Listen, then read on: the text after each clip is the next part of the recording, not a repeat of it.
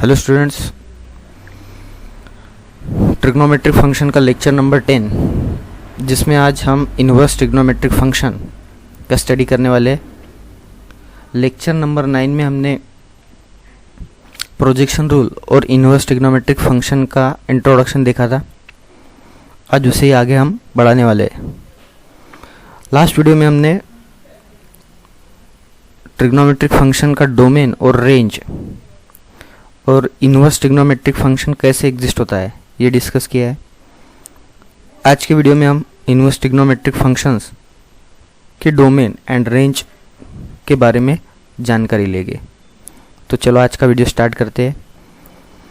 Last video में हमने कुछ फंक्शंस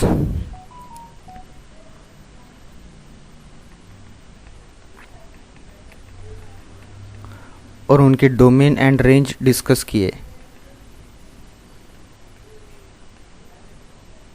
और पीरियड,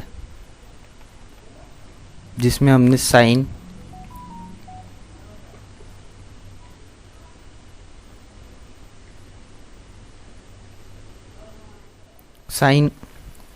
का डोमेन हमने देखा था R means all angles in radian, और रेंज इसकी क्लोज इंटरवल -1 to 1 और पीरियड 2π। ठीक है, वैसे कॉस का देखा हमने, domain R, again range close interval -1 to 1 और पीरियड 2π। tan अगेन R और इसकी रेंज भी क्या होती है, सॉरी tan का हमने क्या देखा था, R minus 2n+1π/2 n belongs to z। ठीक है, और रेंज R, पीरियड π। उसी तरह हमने कॉट का देखा था, R माइनस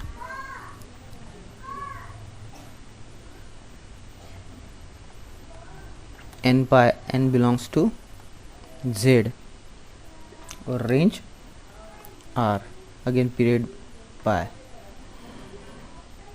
ठीक है,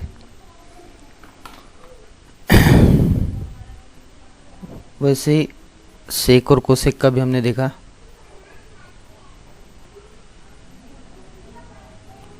सेक का डोमेन होता है R minus 2n+1π/2 n belongs to z और रेंज होती है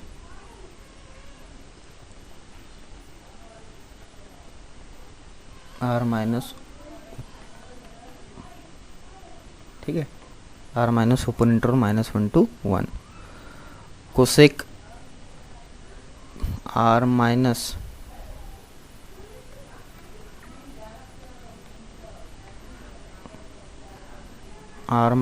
ओपन इंटरवल -1 to 1 और पीरियड अगेन 2π। तो इस तरह हमने ट्रिग्नोमेट्रिक फंक्शंस के डोमेन और रेंज डिस्कस किए। ठीक है, अब हम इसी तरह इन्वर्स ट्रिग्नोमेट्रिक फंक्शंस के डोमेन और रेंज देखने वाले हैं। ठीक है, हमने ये जो डोमेन और रेंज देखे ये ट्रिग्नोमेट्रिक फंक्शंस के हैं, और इन्वर्स ट्रिग्नोमेट्रिक फंक्शंस के डोमेन अब हम डिस्कस करने वाले थे। इसके लिए सबसे पहले हमने देखा था कि कोई भी फंक्शन अगर डिफाइन होता है और वो फंक्शन 1 1 और ऑन टू है तो उसका इन्वर्स फंक्शन भी डिफाइन होता है। उसी तरह ट्रिग्नोमेट्रिक फंक्शंस के इन्वर्स डिफाइंड होते वक्त हमें उन ट्रिग्नोमेट्रिक फंक्शंस के डोमेन रेस्ट्रिक्ट करना पड़ता है।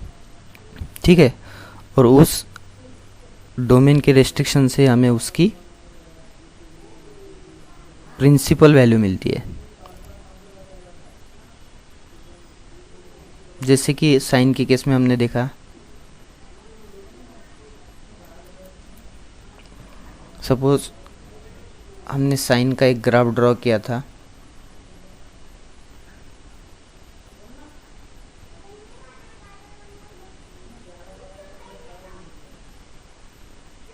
करते हैं तो डोमेन, जिसका जो डोमेन आर है उसके लिए उसका इन्वर्स एग्जिस्ट नहीं होता, तो फिर हमने उसका डोमेन एक इंटरवल में रेस्ट्रिक्ट किया जाता है, -π/2 टू π/2, क्लोज इंटरवल -π/2 टू π/2।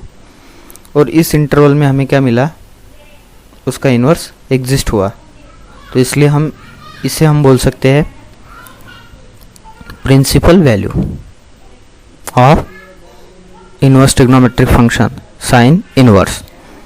ठीक है, उसी तरह कॉस का होगा, उसी तरह टैन, कॉट, सेक, कोसेक। ठीक है, मतलब किसी भी इन्वर्स ट्रिग्नोमेट्रिक फंक्शन का, किसी भी ट्रिग्नोमेट्रिक फंक्शन का इन्वर्स एग्जिस्ट होने के लिए हमें उनके डोमेन रेस्ट्रिक्ट करने पड़े और उसमें से हमें उनकी रेंज मिली। क्योंकि अगर साइन का डोमेन आर है और रेंज -1 to 1 है, तो उस आर को मतलब हमने रेस्ट्रिक्ट किया in the interval -π/2 to π/2, means domain अब हो गया close interval -π/2 to π/2, but range क्या मिलेगी, क्लोज इंटरवल -1 to 1। अब जब ये फंक्शन 1 1 और 1 2 हुआ तो उसका इन्वर्स ट्रिग्नोमेट्रिक फंक्शन एग्जिस्ट हुआ। ठीक है, अब जब इन्वर्स एग्जिस्ट होगा तो वो उल्टी दिशा से डिफाइन होगा, है ना, मतलब जो साइन के केस में डोमेन था अब वो साइन इन्वर्स के केस में रेंज हो जाएगी, जो रेंज साइन के केस में थी अब वो साइन इन्वर्स के केस में डोमेन हो जाएगा। ठीक है, तो अब हम जो देखने वाले हैं domain and range of inverse trigonometric function. ठीक है, domain and range of inverse trigonometric function. तो देखिए किस तरह यहाँ पे हम फंक्शन लिखेंगे,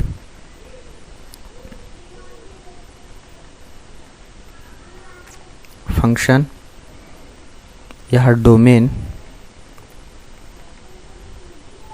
और यहाँ रेंज। ठीक है,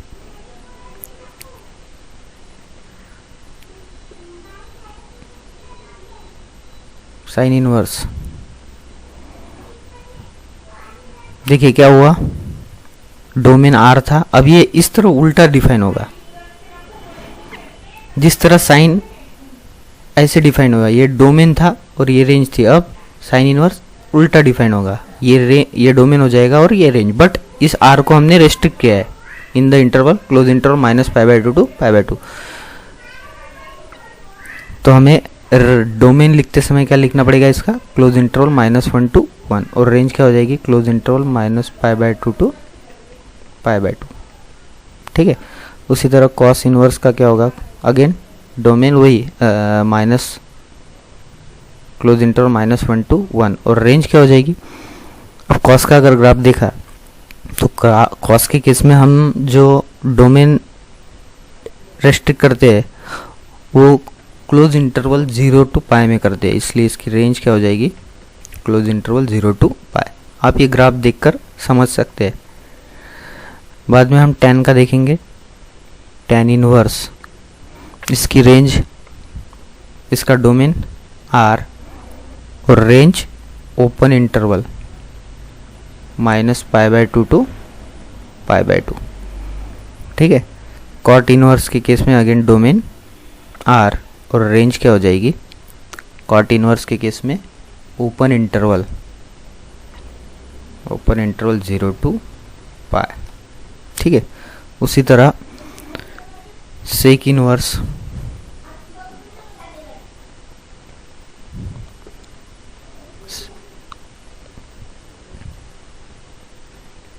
सेक इनवर्स के केस में R minus open interval -1 to 1 और जो इसकी रेंज मिलेगी वो है क्लोज इंटरवल 0 to π, बट इसमें से π/2 सब्ट्रैक्ट करना पड़ेगा क्योंकि उस पर सेक डिफाइंड नहीं होता है।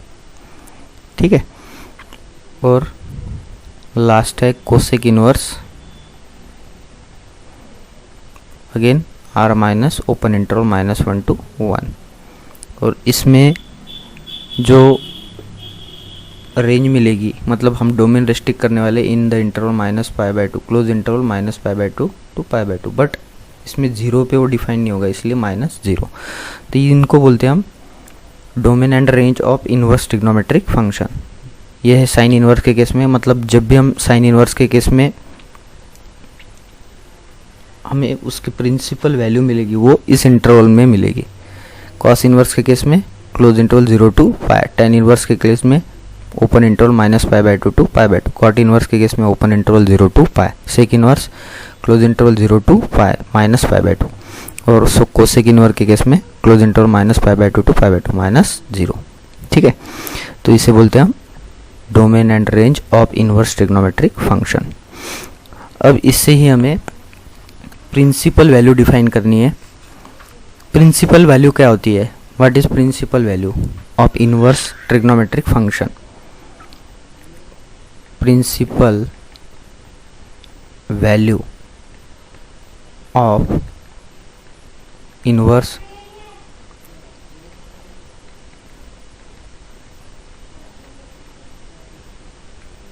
Trigonometric function. ठीक है,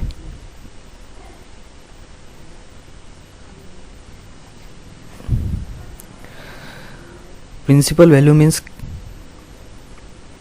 इस इनवर्स ट्रिग्नोमेट्रिक फंक्शन की वैल्यू जो उसके रेंज में मिलने वाली। रेंज क्या है? हमने साइन इनवर्स के केस में क्लोज इंटरवल -π/2 to π/2 लिया, कॉस के केस में क्लोज इंटरवल 0 to पाई, मतलब उसकी जो वैल्यू मिलने वाली इनवर्स ट्रिग्नोमेट्रिक फंक्शन की वो उसके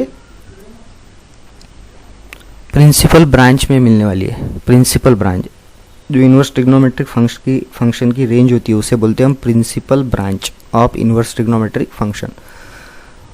मतलब किसी भी इनवर्स ट्रिग्नोमेट्रिक फंक्शन की वैल्यू उसके प्रिंसिपल ब्रांच में मिलेगी, उस वैल्यू को हम बोलते हैं principal value. The value of the inverse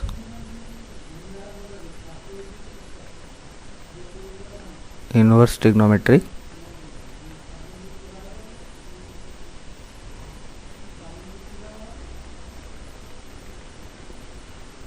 function which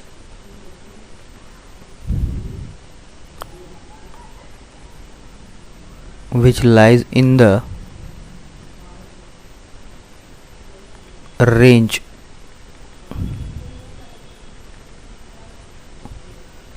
of the principal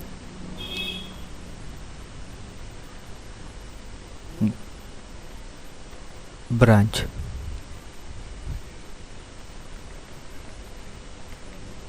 is called as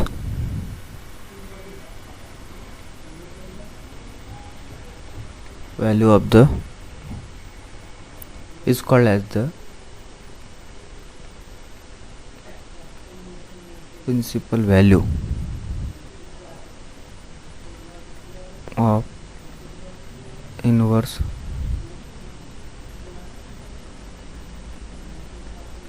function.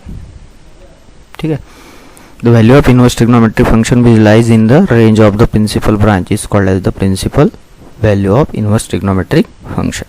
ठीक है, तो अब हम कुछ एग्जांपल्स कर लेते हैं जिससे आपको ये जो कॉन्सेप्ट है और समझ में आ जाएगी।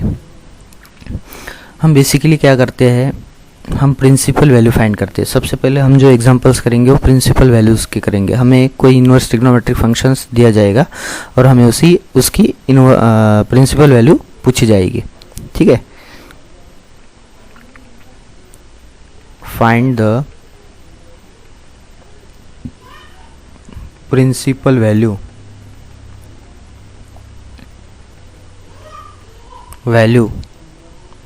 Of following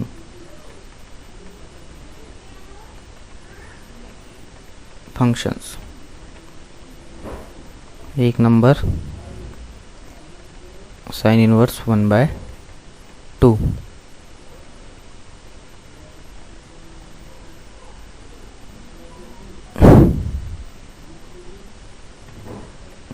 tan inverse of minus. अब ये जब आपको वैल्यूज फाइंड करेंगे आप, तो आपको उसके लिए ये जो प्रिंसिपल ब्रांच है ये याद होनी चाहिए। साइन इनवर्स के केस में क्या होती है, प्रिंसिपल ब्रांच जो हमने यहाँ पे लिखी close interval -π/2 to π/2। Cos inverse के केस में close interval 0 to π। tan inverse के केस में ये आपको लर्न कर लेनी है। अगर ये लर्न होगी तो ही आप उसकी वैल्यू कौन से इंटरवल में मिलेगी आप डिसाइड कर सकते हैं। ठीक है, तो अब ये दो प्रॉब्लम्स है, इसमें का पहला प्रॉब्लम हम सॉल्व करेंगे।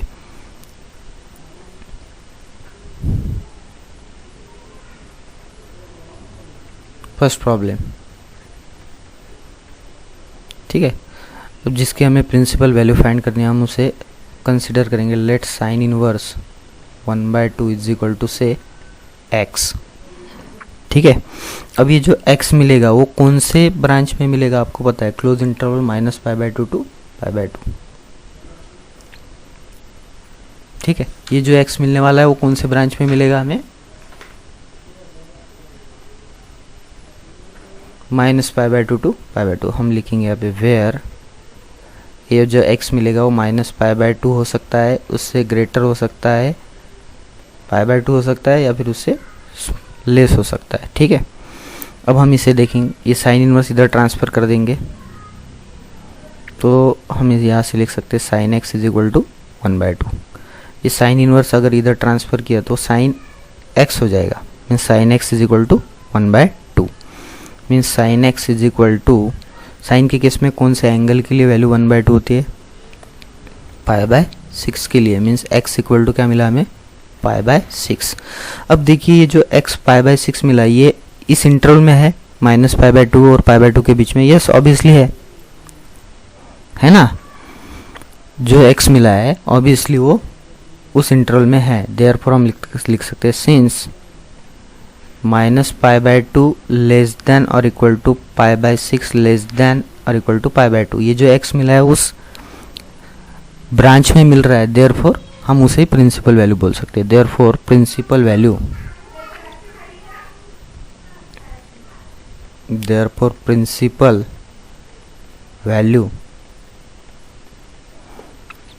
Of sine inverse 1/2 equal to π/6। तो इस तरह हम प्रिंसिपल वैल्यू फाइंड करते हैं। ठीक है, अब हम सेकंड प्रॉब्लम करेंगे।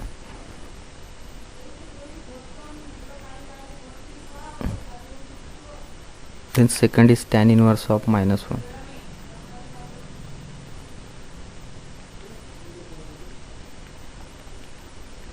tan इनवर्स ऑफ -1, अगेन इसे हम x कंसिडर करेंगे। अब आपको पता है कि tan इनवर्स की जो प्रिंसिपल ब्रांच होती है वो कौन सी होती है, वेयर, मतलब जो x मिलेगा वो कौन से इंटरवल में मिलेगा हमें, -π/2 और π/2 के बीच में। ठीक है, अब ये tan इधर ट्रांसफ़र कर दो, tan इनवर्स, तो ये क्या हो जाएगा, tan x is equal to क्या बच जाएगा, -1। That is tan x is equal to -tan of π/4। That is tan x is equal to, देखिए एक फॉर्मूला हमारे पास, tan ऑफ -θ क्या होता है, -tan θ होता है, बराबर। tan of -θ -tan θ, therefore -tan π/4 को हम लिख सकते हैं tan ऑफ -π/4। मीन्स यहाँ से जो x मिलने वाला है वो क्या मिलेगा हमें, -π/4। और ये जो x है ऑब्वियसली उस ब्रांच में है, देखिए -π/2 और π/2 के बीच में होगा, है ना। -90 और +90 के बीच में ऑब्वियसली -45 होने वाला है ना, since -π/2 less than -π/4 less than π/2, hence principal value of tan inverse of -1 that is equal to -π/4। ठीक है, तो इस तरह हम प्रिंसिपल वैल्यू फाइंड करते हैं। अब और कुछ प्रॉब्लम्स देख लेंगे हम।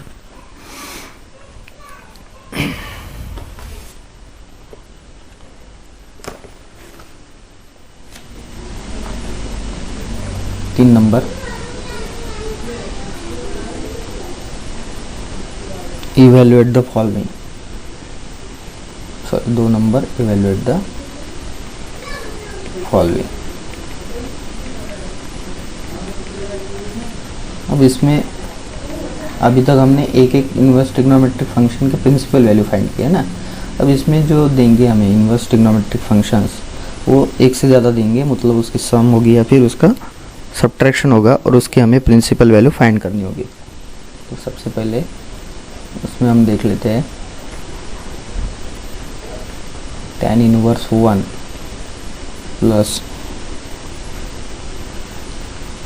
cos inverse 1/2 plus sin inverse 1/2। हमें इसकी वैल्यू फाइंड करनी है, ठीक है। और एक ले लेंगे हम इसमें 3 नंबर का प्रॉब्लम, मतलब आपकी और आइडियाज़ क्लियर हो जाएगी उससे। tan inverse of √3 minus sec inverse of -2, ठीक है। तो सबसे पहले हम ये करते हैं, हमें ये वैल्यू फाइंड करनी है। तो हम क्या करेंगे, एक एक वैल्यू फाइंड कर लेंगे। सबसे पहले हमें फाइंड करना है tan inverse 1 plus cos inverse 1/2 plus sin inverse 1/2, है ना। तो हम एक एक वैल्यू फाइंड करेंगे। Let tan inverse equal to x, where जो x है वो x काय में मिलेगा,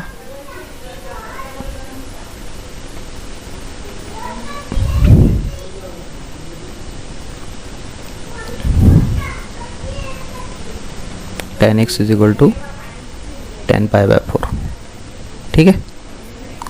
ऑब्वियसली π/4, अब यहाँ से x की वैल्यू क्या मिलने वाली है हमें, π/4, जो -π/2 और +π/2 के बीच में है। Yes, x is equal to π/4, ठीक है। मतलब यहाँ से हमें tan इनवर्स 1 की वैल्यू मिल चुकी है। सिंस -π/2 लेस देन, या फिर आप ऐसा लिख सकते हैं π/4 belongs to, since π/4 belongs to open interval -π/2 to π/2, ठीक है। Therefore tan inverse 1 equal to हम लिख सकते हैं π/4, यस, ठीक है। अब दूसरी cos इनवर्स 1/2 फाइंड करना हमें। अब अगेन क्या करेंगे हम, let cos inverse 1/2 is equal to y consider कर लेंगे अब, ठीक है। अब जो cos इनवर्स की वैल्यू मतलब रेंज होती है वो कौन से ब्रांच में होती है, क्लोज इंटरवल 0 to π। जैसे हम यहाँ से लिख सकते हैं वेयर y जो है, y कैसा होता है, 0 हो सकता है या फिर π हो सकता है, π से छोटा और 0 से बड़ा। तो हम यहाँ से लिखेंगे cos y is equal to 1/2। अब cos के केस में कौन से एंगल के लिए वैल्यू 1/2 होती है, तो 60 डिग्री के लिए, है ना। तो cos π/3, ठीक है। तो y यहाँ से क्या मिला हमें, π/3। अभी जो π/3 ऑब्वियसली क्लोज इंटरवल 0 to π में रहने वाला है, since π/3 belongs to close interval 0 to π।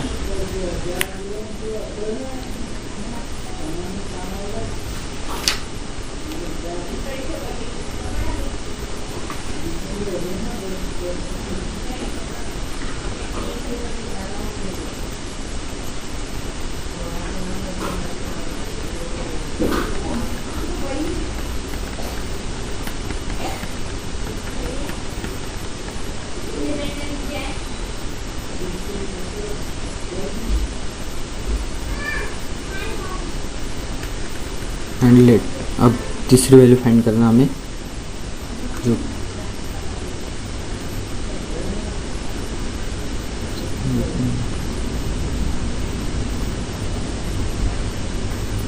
Late sin inverse 1/2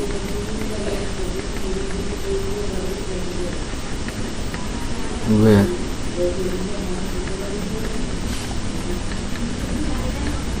ठीक है z इस ब्रांच में होगा, इस इंटरवल में रहने वाला है। आप ये लर्न कर लीजिए कि साइन इनवर्स की प्रिंसिपल ब्रांच क्या है, क्लोज इंटरवल -π/2 to π/2, तो उसकी वैल्यू ऑब्वियसली उस इंटरवल में ही मिलेगी। कॉस की close interval 0 to π, sorry cos inverse की, tan इनवर्स की open interval -π/2 to π/2। Then sine z is equal to हम लिख सकते हैं 1/2, mean sine z is equal to sine of π/6, mean z is equal to π/6। Obviously ये जो z है π/6 ये उस इंटरवल में है -π/2 और π/2 के बीच में close interval, since π/6 belongs to close interval -π/2 to π/2, therefore sine inverse 1/2 की वैल्यू हमें क्या मिली, π/6। अब ये सब वैल्यूज हम जोड़ देंगे क्योंकि हमें सम पूछी है। Therefore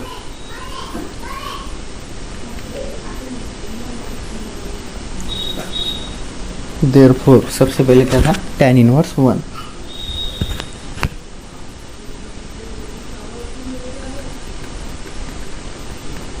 plus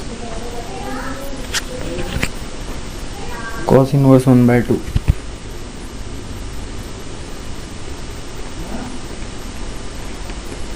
plus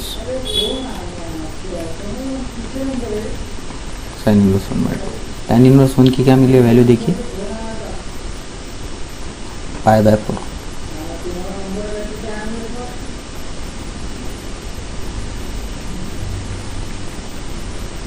plus cos inverse 1/2 की वैल्यू देखिए क्या मिली, π/3,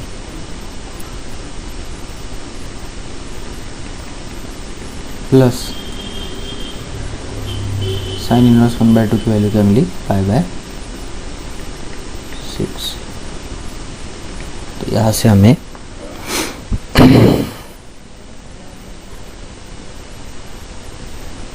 12 ले लेंगे एलसीएम, तो यहाँ पे क्या बचेगा, 3π plus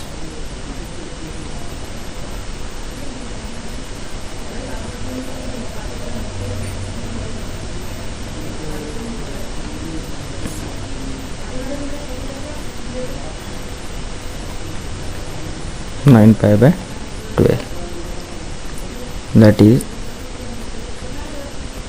3π/4.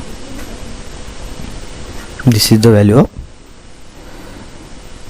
tan inverse 1 plus cos inverse 1/2 plus sin inverse 1/2। ठीक है, अब उसी तरह हम क्या करने वाले हैं, सेकंड प्रॉब्लम सॉल्व करेंगे। सेकंड प्रॉब्लम में हमें क्या पूछा है,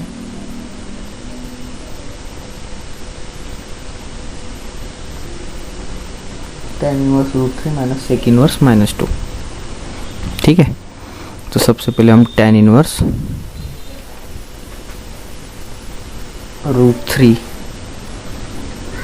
को x कंसिडर करेंगे।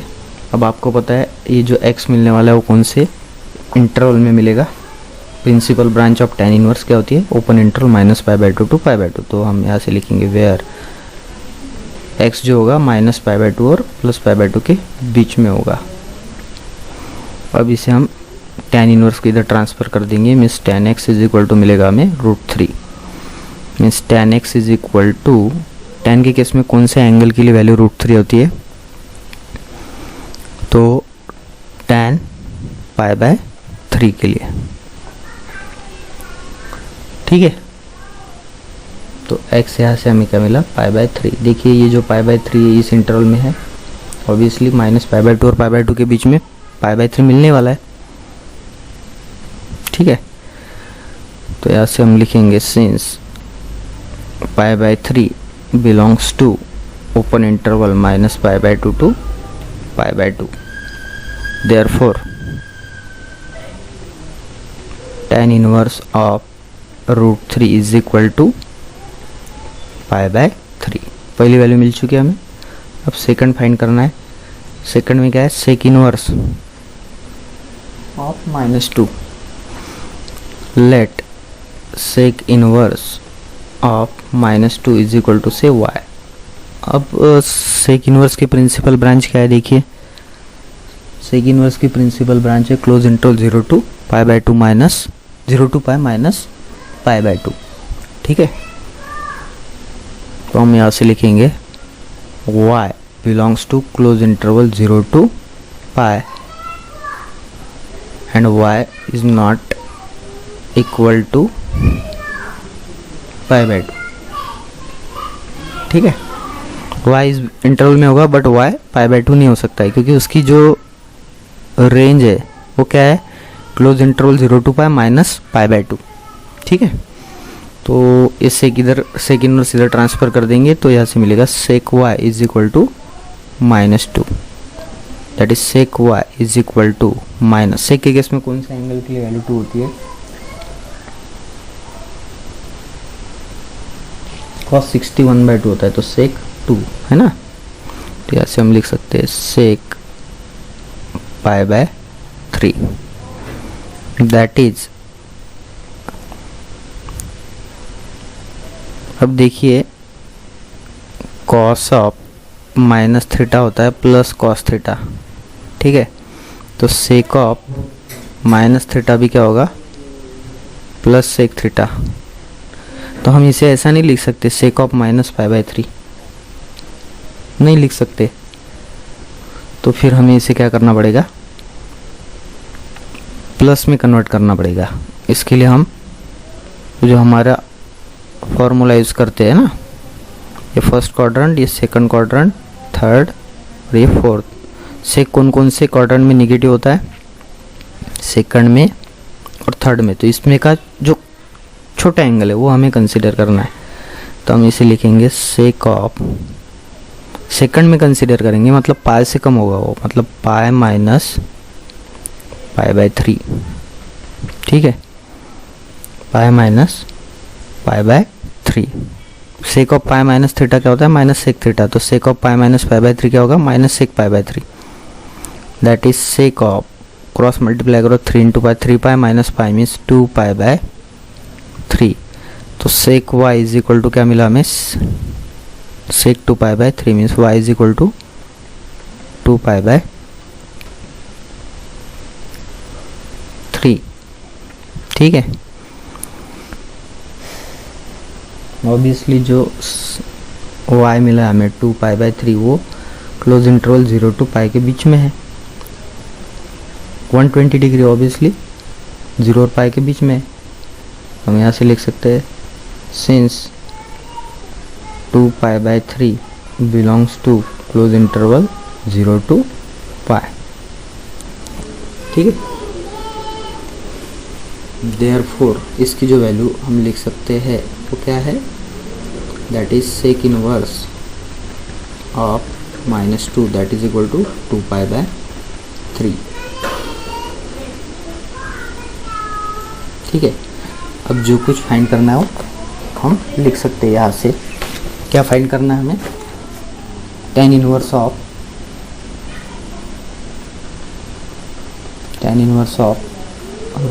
√3 minus sec inverse of -2। tan inverse of √3 कितना मिला देखिए, π/3 मिला हमें,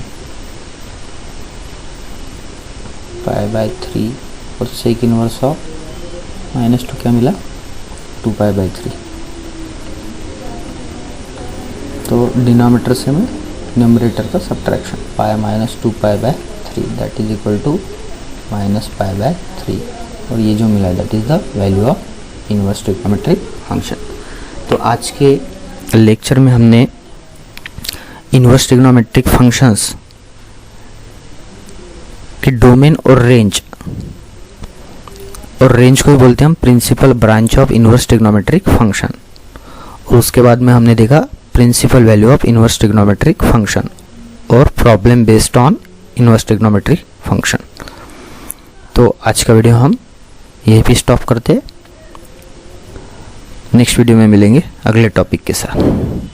थैंक यू।